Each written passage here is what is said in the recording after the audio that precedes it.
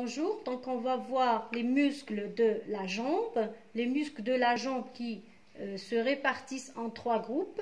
On a un groupe antérieur, un groupe postérieur ou dorsal et un groupe latéral. Pour le groupe antérieur, donc il est formé de 4 muscles qui sont le muscle tibial antérieur, le muscle long extenseur des orteils, le muscle long extenseur propre de l'hallux et un quatrième muscle inconstant qui est le muscle troisième fibulaire.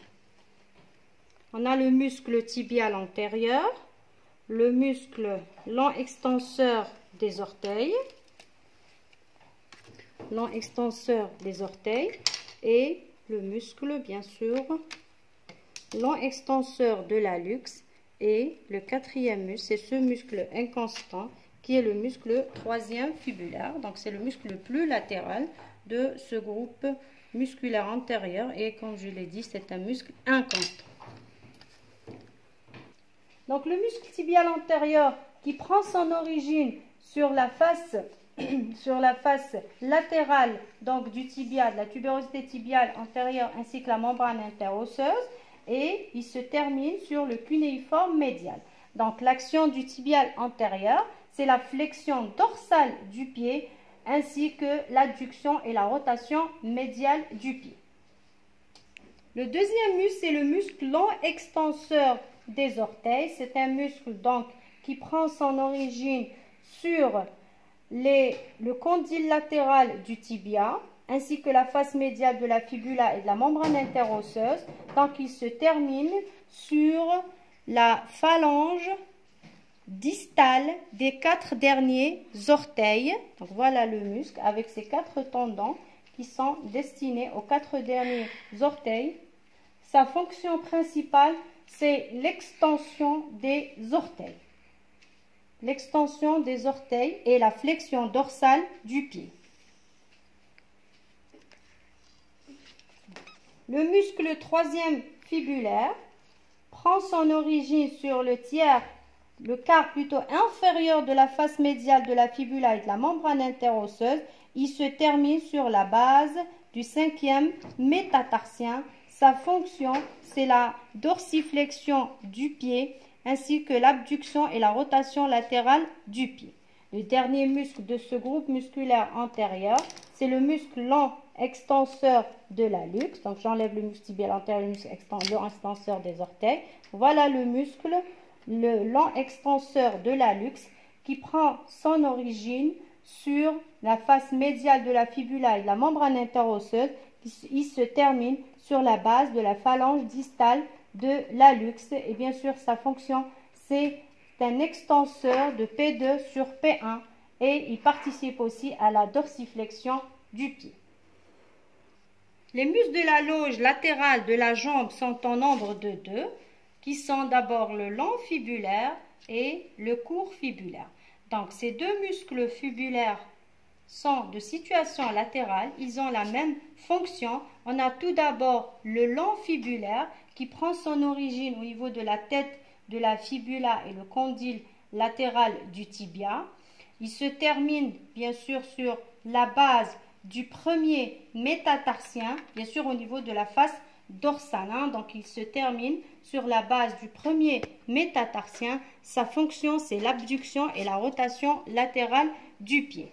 Pour le court fibulaire qui prend son origine sur les 2 tiers inférieurs de la face latérale de la fibula et il se termine sur le cinquième métatarsien, donc sur la face latérale du cinquième métatarsien et plus précisément sur la tubérosité du cinquième métatarsien. Sa fonction est l'abduction et la rotation latérale du pied. Pour la loge dorsale de la jambe, elle est formée de muscles superficiels et de muscles profonds. Alors, les muscles superficiels sont formés essentiellement par le triceps sural, dont le muscle le plus superficiel, c'est le muscle gastronémien. Là, en fait, on a 2 muscles qui sont le gastronémien médial et le gastronémien latéral. Le muscle solaire avec le plantaire grêle et puis les muscles profonds. Le plan superficiel, qui est formé tout d'abord par les deux muscles gastronémiens, qui prennent leur origine sur les deux condyles médial et latéral du fémur, et il se termine par un tendon commun, c'est ce qu'on appelle le tendon calcanéen, qui se termine sur le tendon commun qui est le tendon calcanéen. Le deuxième muscle de ce plan profond et qui forme également le triceps sural, c'est le muscle solaire qui prend son origine sur la tête de la fibula et sur la ligne du muscle solaire qui est sur la face postérieure du tibia, et lui aussi il se termine par un tendon commun avec les deux muscles gastronémiens. Un troisième muscle inconstant qui est le muscle plantaire grêle, donc c'est un muscle qui est grêle comme vous le voyez, donc il est inconstant, il prend son origine sur le condyle latéral du fémur, il se termine lui aussi sur le tendon calcanéen. Donc, la contraction du triceps sural, donc sa fonction, c'est l'extension du pied. Le plan profond de cette loge postérieure est formé tout d'abord par un petit muscle court qu'on appelle le muscle poplité qui prend son origine sur le condyle latéral du fémur, se termine sur la surface poplitée au-dessus de la ligne du muscle solaire. Sa fonction, c'est la flexion de la jambe. Les autres muscles, on a tout d'abord le muscle tibial postérieur avec le muscle long fléchisseur des orteils, donc avec son tendon qui va avec ses tendons, donc ces quatre tendons qui se terminent sur les quatre derniers orteils, donc sur la face plantaire des orteils. Et puis, on a le muscle long fléchisseur de l'hallux. Pour le muscle tibial postérieur, donc c'est un muscle qui est latéral, qui prend son origine sur la face postérieure du tibia, la face médiale de la fibula. Il se termine bien sûr sur les os du tarse, sauf le talus. Sa fonction, c'est l'adduction et la rotation médiale du pied. Pour le muscle long fléchisseur des orteils, donc c'est un muscle qui est médial.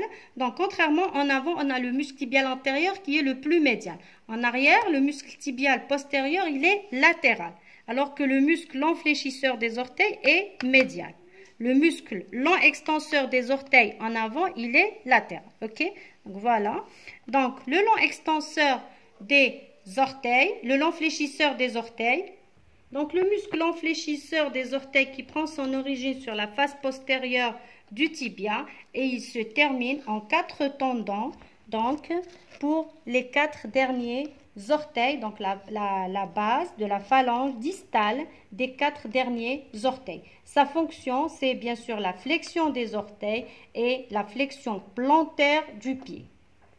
Le dernier muscle de cette loge dorsale et profonde est le muscle long fléchisseur donc de l'hallux qui prend son origine sur la face postérieure de la fibula et il se termine sur la base. Donc voilà son tendon, il se termine sur la base de la dernière phalange, de la deuxième phalange de l'hallux. Donc là, il y a un croisement entre le muscle long fléchisseur des orteils et le long fléchisseur de l'hallux. Donc le long fléchisseur de l'hallux qui est latéral, qui va donc par son tendon passer médialement, tandis que le muscle long fléchisseur des orteils qui est donc médial et qui va donc croiser le muscle, donc regardez le croisement ici, qui va croiser le muscle long fléchisseur de l'hallux pour passer latéralement et se terminer au niveau donc des 4 derniers orteils. La fonction du long fléchisseur de l'hallux, c'est bien sûr la flexion de P2 sur P1 de l'hallux. Donc voilà pour les muscles donc, du membre pelvien. Donc il nous reste uniquement les muscles du pied. Donc je vous remercie pour votre attention et donc si vous avez des questions, vous pouvez me les poser. Voilà, je vous remercie pour votre attention.